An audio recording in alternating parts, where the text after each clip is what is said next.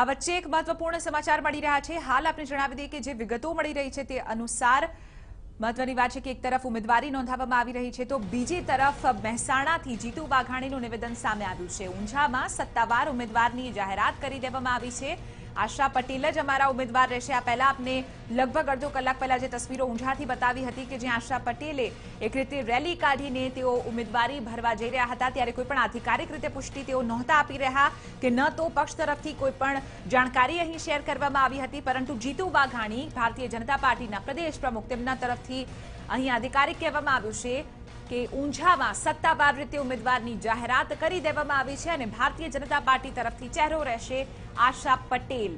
આ તસવીરો આપને લગભગ અડધો કલાક પહેલાની જ બતાવી હતી કે જ્યાં મહેસાણામાં ખાસ કરીને મા ઉમિયાના દર્શન કરીને આશા પટેલ અને તેમના સમર્થકો જ્યારે નીકળ્યા હતા એક સરઘસ કાઢીને, ત્યારે જે વાતનો અંદેશો મળી ગયો હતો કે આખરે આશાબેન પટેલ ઉપર જ મોહર મારવામાં આવી છે, પરંતુ આધિકારિક રીતે કોઈ પણ જાણકારી નહોતી શેર કરવામાં આવી રહી।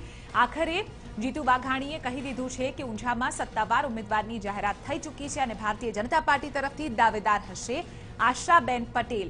ઊંઝામાં બાય ઇલેક્શન એટલે કે પેટા ચૂંટણી થવાની છે અને જેમાં કોંગ્રેસમાંથી ભારતીય જનતા પાર્ટીમાં જોડાયેલા ભારતીય જનતા પાર્ટીના કમળની સાથે જોડાયેલા આશાબેન પટેલને જ ઉમેદવાર તરીકે ઘોષિત કરવામાં આવ્યા છે। આ સમગ્ર મામલે મોહર મારી છે ભાજપા પ્રદેશ અધ્યક્ષ જીતુ વાઘાણીએ।